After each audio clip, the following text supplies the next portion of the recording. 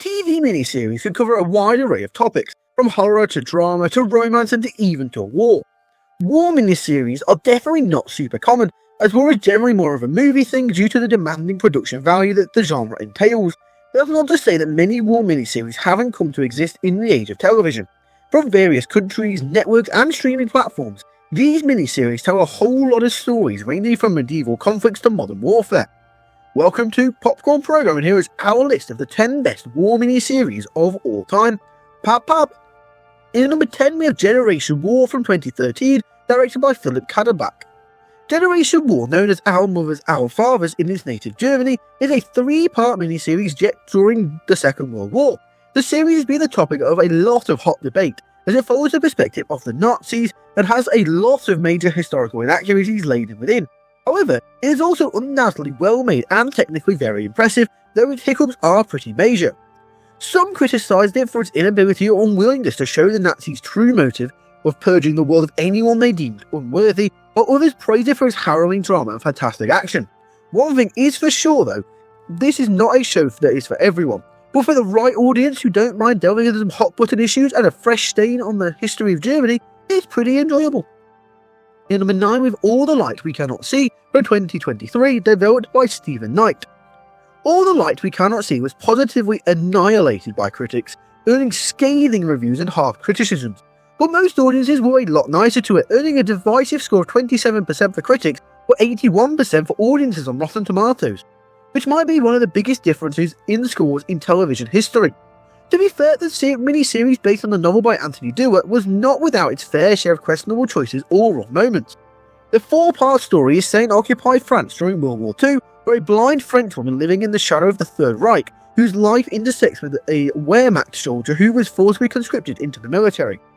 It may not be the most technically amazing miniseries ever, with some major changes from its source material and its inability to capture the real emotional depth of the book, but many audiences still found it entertaining, although far from the best thing out there. In number 8 we have Birdsong from 2012, directed by Philip Martin. Set during the First World War, Birdsong may be short at a mere 2 episodes, but this miniseries was viewed by millions in its home country of the United Kingdom and presents a very emotional story in spite of its meagre runtime. The show stars Eddie Redmayne and Clemence Posey as Stephen and Isabel, respectively. Stephen is a British soldier overseas in France fighting in the Great War, while Isabel is a Frenchwoman living in the countryside who becomes the subject of a love affair with Stephen. Portraying forbidden love in nightmarish trance conditions, it's in equal measure. Birdsong may not be as famous as some of the other miniseries, but it is emotionally moving all the same. This one is definitely more of a drama than an action flick though, so prepare for something different. Fans of the show commended it for how beautifully it captured the essence of the war and of love, and for heartfelt performances of its principal cast.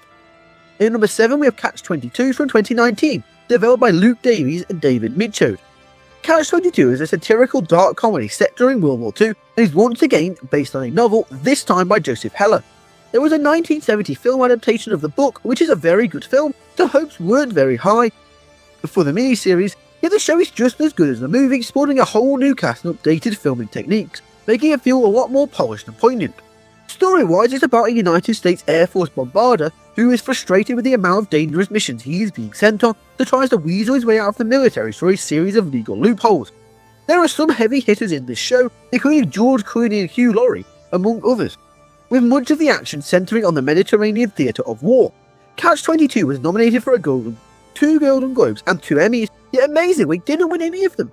Regardless, a nomination is more than enough to speak of its quality, which is matched by its high critical scores and rave reviews. In number 6 we have Masters of the Air from 2024. Masters of the Air serves as a companion piece to the classic miniseries Band of Brothers, taking audiences high above occupied Europe during World War II, where a British bombing squadron conducts a series of raids against key locations to the Allied war effort. With a new cast of younger rising actors such as Austin Butler and Barry Keoghan, Masters of the Air is a welcome return to the small screen for the Band of Brothers universe, and is proof that it hasn't lost its charm even all these years later. Winning the Emmy for Outstanding Sound Design, Masters of the Air offered a fresh spin and a new perspective on some of their most classic war stories, allowing audiences to see them with a bird's-eye view, experiencing the tragedy and hardships that Royal Air Force members experienced above the clouds of the tumult on the ground. There are some huge inaccuracies regarding the historical aspects, but in terms of the sheer entertainment value, Masters of the Air is definitely up there. In number 5 we have Generation Kill from 2008, directed by Simon Selwyn Jones and Susanna White. Despite their similar names, Generation Kill has absolutely nothing to do with Generation War. Instead of a World War II setting, Generation Kill takes place during the Iraq War in the early 2000s. Featuring more modern soldiers in a more modern war environment, the 7-part miniseries follows a group of American soldiers during the invasion of the Iraqi capital of Baghdad, accompanied by a war correspondent who documents their journey. Generation Kill received 3 Emmy nominations, one of which was the Outstanding Miniseries Award, but was unfortunately robbed of winning any of them. Even though it might not have won any Emmys, it did win several other awards from various organisations and was a critical and commercial success, scoring nods of approval from reviewers and from audiences, turning it into the highly suspenseful adventure. In number 4 we have The Pillars of the Earth from 2010, directed by Sergio Mimica Guzan. The Pillars of the Earth is a miniseries set during a period known as the Anarchy during the Middle Ages. The Anarchy was a period of civil war in England and Normandy which lasted approximately 15 years from 1138 to 1153. Based upon the novel of the same name by Ken Follett, The Pillars of the Earth takes place in the fictional town of Kingsbridge, where a huge cathedral is being constructed amidst the turmoil of the anarchy. Though it is based on the novel, the ending of the miniseries is completely different, along with a multitude of other character changes. Yet, the new ending was received very positively, even if it was a serious deviation. The series won an Emmy for its sound design and received rave reviews from critics, with many reviews emphasising its production value, the performances of its veteran cast, and how eventful it is. The show wastes no time getting to the point, and there is very little filler, meaning there is rarely a dull moment in it. In number 3 we have War and Peace from 2016, directed by Tom Harper. War and Peace is based on the famed novel by Leo Tolstoy, which is about the Napoleonic Wars, specifically Napoleon's Bonaparte invasion of Russia in the early years of the 19th century. It's far from the first adaptation to be made of Tolstoy's work, but is arguably the most famous and the best one in recent memory. The show is actually a good fit for Game of Thrones fans, as family rivalry and royal politics are a huge part of the narrative. Most of the miniseries on the list have been serious departures from their literary origins, but this 2016 miniseries is remarkably faithful, coming not just with the accuracy and a star-studded cast, but eye-candy visuals and high production value. The Telegraph ranked this miniseries as being the 5th best television adaptation of a book ever made, which is a title that it most certainly earned. It is by far one of the best bits of media about the Napoleonic Wars, and really ought to be talked about more, even though it's almost 10 years old since its release. In number 2 we have The Pacific, directed by Carl Franklin, David Nutter, Jeremy Dosa, and many more. The Pacific is another companion series to Band of Brothers, this time taking audiences to the Pacific Theatre, focusing on some of the most crucial American operations in the area, from the Battle of Guadalcanal to the landings at the Peleliu Island to Iwo Jima and Okinawa. The Pacific shows the most powerful stories of heroism in a hostile jungle environment, one that proves to be incredibly hazardous even with the bullets flying all over the place. While it may not hold a candle to its predecessor, the Pacific still proves to be an exciting adventure to some of the least famous parts of the world in some of the most overlooked battles of the Second World War. The show won the Emmy for the Outstanding Miniseries and was also nominated for 2 Outstanding Directing Awards and 2 Outstanding Writing Awards. Critical reviews were excellent and it remained one of the most quintessential war miniseries ever made.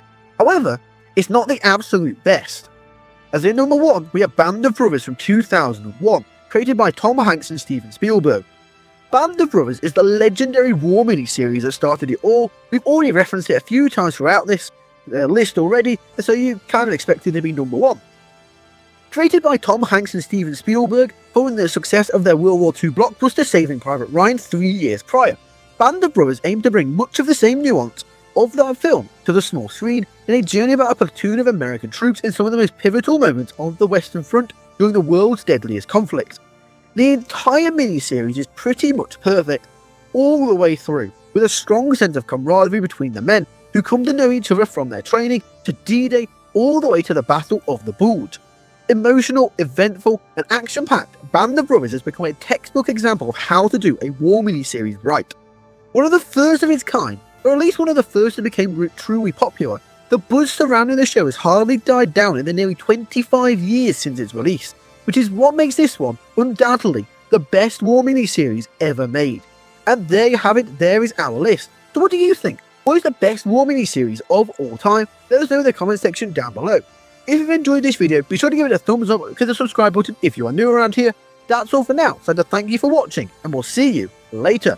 Pop pop!